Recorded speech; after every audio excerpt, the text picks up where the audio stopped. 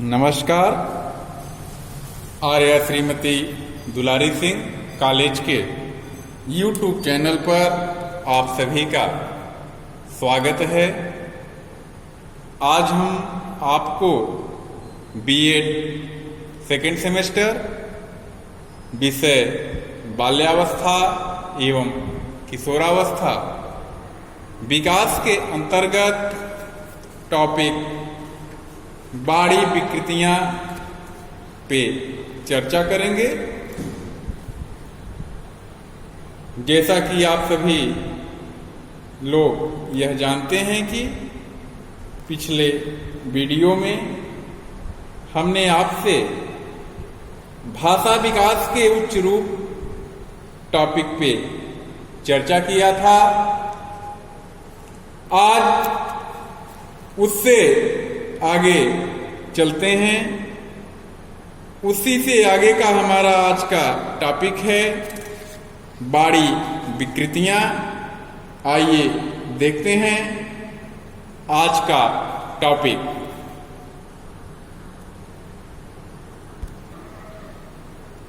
बाड़ी विकृतियां, जैसा कि आप यह जानते हैं कि विकृतियां यानी कि दोष। अब स्पीच डिसऑर्डर क्या है?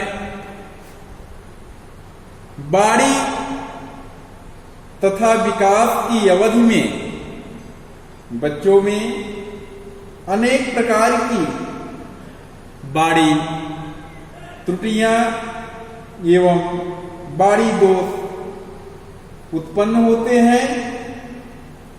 इन त्रुटियों तथा दोषों को बाड़ी विकृतियों का नाम दिया गया है। इस तरह की विकृतियां इस कारण उत्पन्न होती हैं कि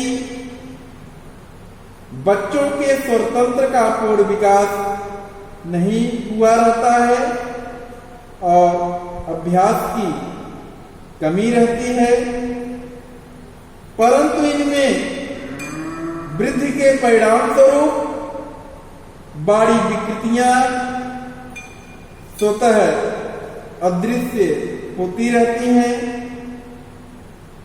इसके अतिरिक्त गलत उच्चारण के अनुरूप अनुकरण, मांसपेशी नियंत्रण की कमी, त्रुटिपूर्ण श्रवण, दोषपूर्ण अधिगम, पर्यावरणीय परिस्थितियों एवं शीघ्रता से बोलने की आदत के भी कारण बाड़ी विकृतियां उत्पन्न होती हैं। परंतु उचित प्रशिक्षण द्वारा इन विकृतियों को दूर किया जा सकता है। कुछ प्रमुख उदाहरण इस प्रकार है।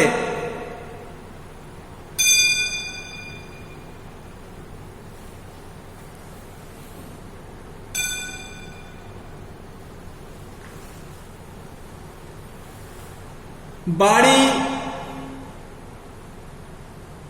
विकृतियों के कुछ प्रमुख जो कारण हैं वे इस प्रकार से हैं। कौन कौन से ऐसे कारण बनते हैं जिनसे बाड़ी विकृतियां हो जाती हैं?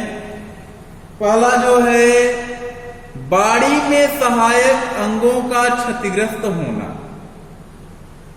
बाड़ी में सहायक अंगों का क्षतिग्रस्त होना, जिनसे हम बोलते हैं, मुख हो गया, जीभ हो गया, ये सारे जो अंग हैं, अगर उनमें कहीं क्षति है तो बाड़ी दोष हो जाता है। बाड़ी में सहायक अंगों का क्षतिग्रस्त होना, ये क्षतिग्रस्त जन्मजात भी हो सकता है और जन्म के बाद भी किसी दुर्घटना से भी हो सकता है।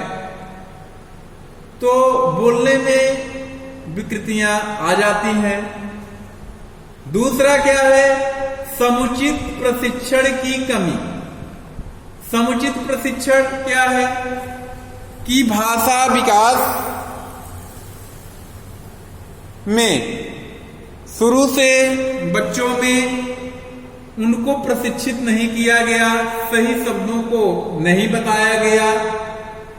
यह कमी परिवार से, माँ बाप से ही होती है। स्टार्टिंग में चूंकि प्रथम पाठशाला बच्चों की परिवार ही होता है, तो परिवार में स्पष्ट शब्दों का उच्चारण सिखाया जाता है। और जब ये त्रुटियों को नहीं सुधारा जाता शुरू में ही, तो बच्चे बड़े होके भी ये त्रुटियां करते रहते हैं। तो समुचित प्रशिक्षण की कमी भी हो सकती है, इसका प्रमुख कारण है, जिनसे बड़ी विकृतियां हो जाती हैं। नेक्स्ट है बहरापन। बहरापन आप सभी ये जानते हैं कि कम सुनाई पड़ना। जब बालक कम सुनेगा, उसको स्पष्ट सुनाई नहीं पड़ेगा, तो फिर वो बोलने में भी उसको परेशानी होगी। सही शब्दों को जब वो नहीं सुन पाएगा, तो सही उच्चारण भी वह नहीं कर पाएगा।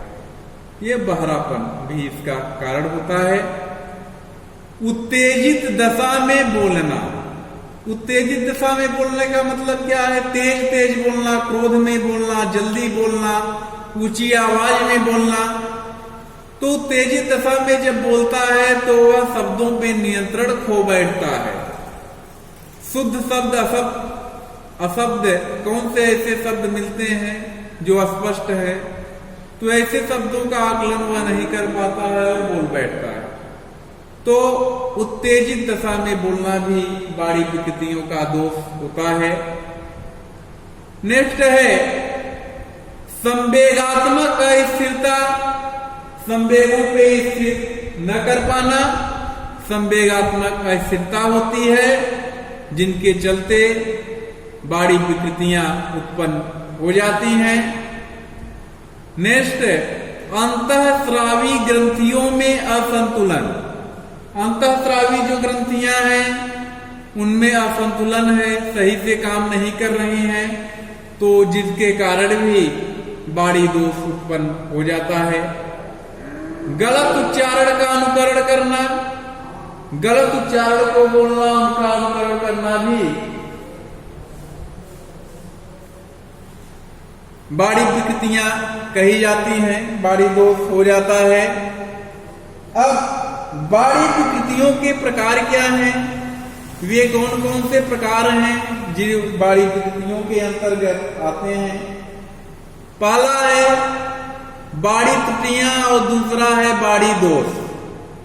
बड़ी विकृतियों के प्रकार, बड़ी विकृतियों को हम दो वर्गों में विभक्त कर सकते हैं, बड़ी त्रुटियां और बड़ी दोष। देखते हैं बड़ी त्रुटियां क्या है। बचपनावस्था में बड़ी त्रुटियां प्रायः उत्पन्न होती हैं। जब बचपना होता है तो बोलने में जो त्रुटियां होती हैं, बड़ी त्रुटियां उत्पन्न होती हैं, परंतु स्वतः अदृश्य होती रहती हैं। जैसे जैसे बालक बड़ा होने लगता है, वह शब्दों पे सुधार करने लगता है, तो उसके जो बड़ी दोष हैं वो धीरे धीरे सही होने लगती हैं। अशुद्ध अधिगम के कारण ऐसी विकृतियां पैदा होती हैं और माता पिता को चाहिए कि गलत उच्चारण में रुचि लेने के बजाय उन्हें दूर करें। कुछ माँ बाप इस प्रकार के होते हैं, अपने बच्चों को प्यार में तुतलाते हुए शब्दों का वे प्रयोग करते हैं और उनको ये सारी बात अच्छी लगती है, लेकिन ये धीरे धीरे बच्चों में आदत पड़ जाती है, तो वो आदत फिर बाद में जल्दी छूटती नहीं है। तो इसलिए ऐसे उच्चारण में माता पिता को चाहिए कि रुचि न लें, बल्कि उसको सुधार दें तुरंत, और जिनसे बच्चों में आने वाले समय में उनमें विकृतियां ये न हो बाड़ी संबंधी।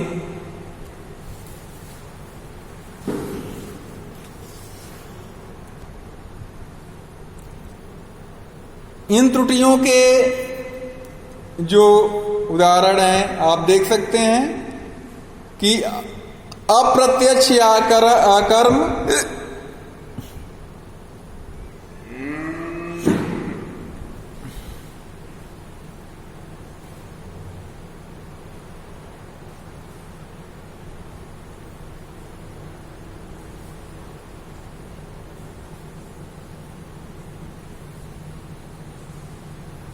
बाड़ी त्रुटियां जो हैं, ये मुख्य जो उदाहरण आप देखते हैं अप्रत्यक्ष आकर्म का,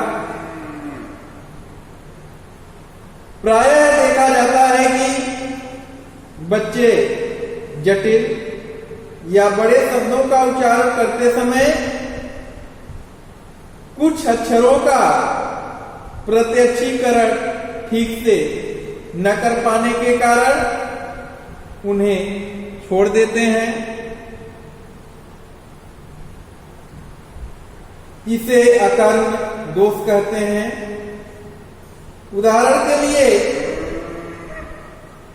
पुस्तक के लिए पुतक, बिस्कुट के लिए बिकुट कहना इत्यादि क्या है, यह अप्रत्यक्षण या अकर्म कहा जाता है।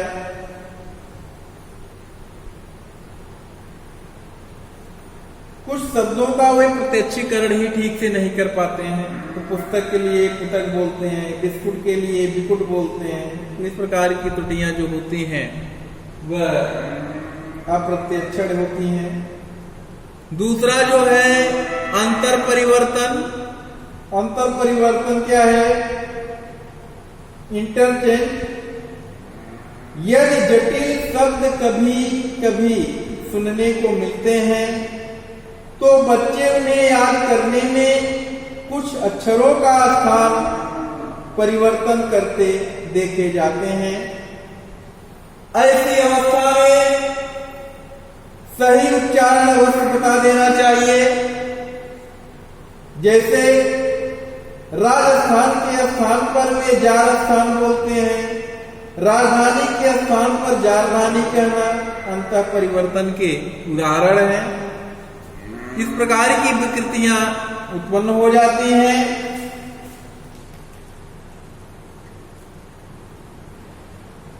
स्थापन नेक्स्ट है। स्थापन क्या है?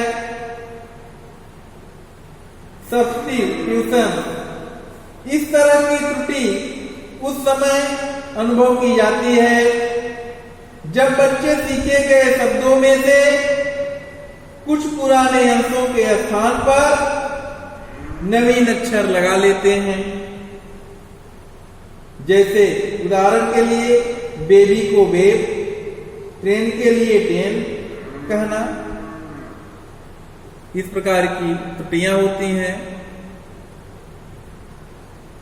बाड़ी दोष। बाड़ी दोष निम्न है जो बोलने में बाधा उत्पन्न करती है। बच्चों में बाड़ी संबंधी त्रुटियों के अतिरिक्त बाड़ी दोष भी मिलते हैं। भाषा विकास में बाड़ी दोषों के कारण बाधा उत्पन्न होती है। अतः यहाँ पर हम कुछ बाड़ी दोषों की चर्चा करते हैं जो निम्न है। पहला है अशुद्ध उच्चारण। अशुद्ध उच्चारण क्या होता है? यदि बच्चे अपेक्षित अक्षरों के स्थान पर अन्य अक्षर विकृतियों का उपयोग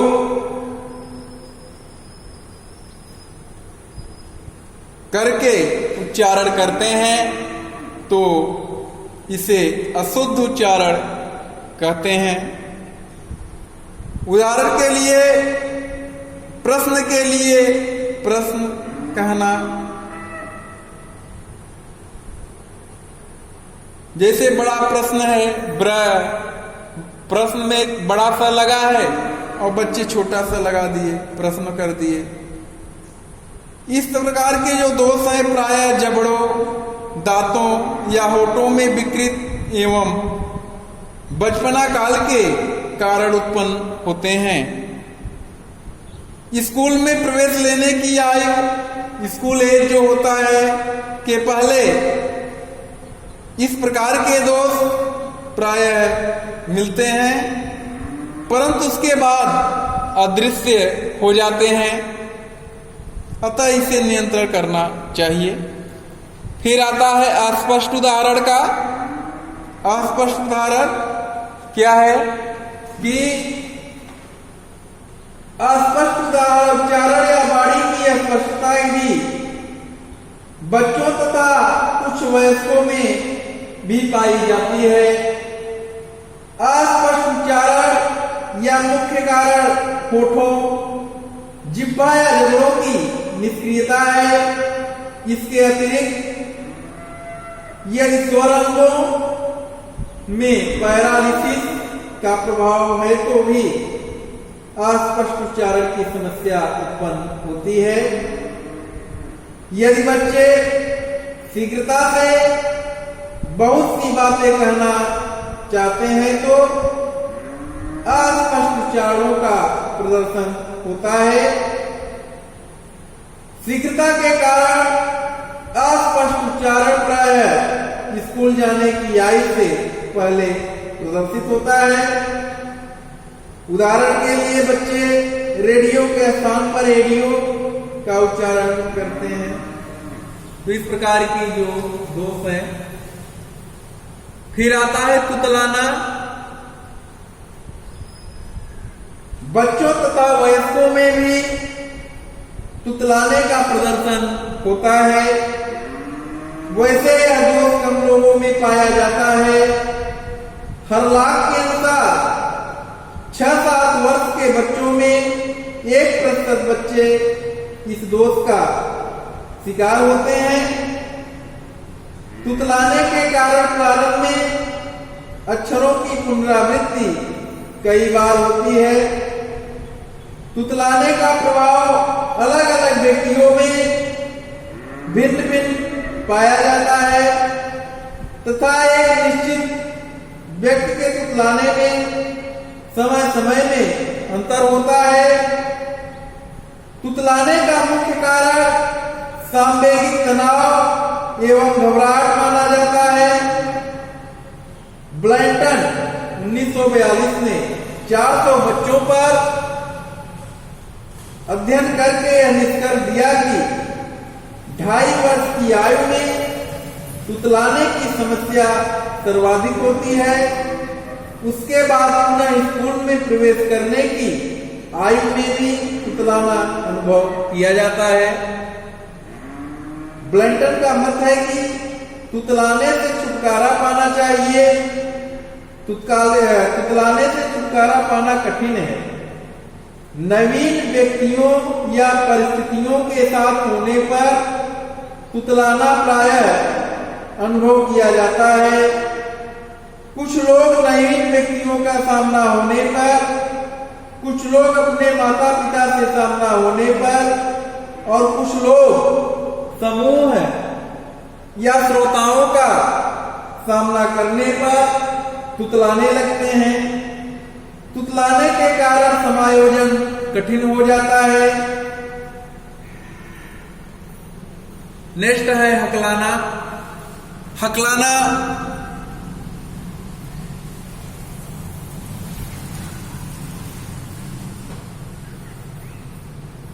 कुछ बच्चों तथा व्यक्तियों में हकलाने जैसे गंभीर दोष पाए जाते हैं। यह दोष तुतलाने से ज्यादा हानिकारक है। इस दोष के कारण बात करते करते गला रुक जाता है या बात आरंभ करते समय कुछ समय तक बात ही नहीं निकलती है। गले का अवरुद्ध हो जाना या बात का मुंह से न निकलना भी हकलाना कहा जाता है। इससे व्यक्ति में तनाव आ जाता है और वह शर्मिंदगी अनुभव करता है। ऐसा होने का संभावित कारण स्वर तंत्र की मांसपेशियों का तनाव माना जाता है। इसके अतिरिक्त तुतलाने की बात इस पर भी सांवेगिक तनाव एवं पेशी तनाव इत्यादि का प्रभाव पड़ता है। हकलाने के साथ तुतलाने का भी दोष उत्पन्न हो जा सकता है, उत्पन्न हो सकता है। हकलाहट के बाद तनाव समाप्त होने पर व्यक्ति शीघ्रता से अनेक शब्द बोल जाता है और हकलाहट के पुनः प्रदर्शित होने पर बात रुक जाती है। हकलाने का दोष लड़कों में लड़कियों की अपेक्षा 2 गुना अधिक पाया जाता है। इसी प्रकार तुतलाने व स्पष्ट उच्चारण की समस्या भी बालकों में अधिक मिलती है। तो इस प्रकार से आपने देखा कि बाड़ी विकृतियां होती हैं, बाड़ी दोष होते हैं। तो आज का टॉपिक यहीं पे समाप्त करते हैं और आप सभी लोग इस वीडियो के माध्यम से पढ़ाए गए टॉपिक का नोट तैयार रखें। आने वाले परीक्षा में ये आपके लिए बहुत ही उपयोगी होगा और अगले वीडियो में आपसे इससे आगे का टॉपिक लेके आपके पास फिर उपस्थित होंगे। आगे का जो हमारा टॉपिक होगा वह होगा बाड़ी के प्रकार और विभिन्न अवस्थाओं में भाषा विकास जो है, इस पे हम चर्चा करेंगे, बाड़ी के प्रकार पे। तो मिलते हैं अगले वीडियो में, तब तक के लिए नमस्कार, धन्यवाद।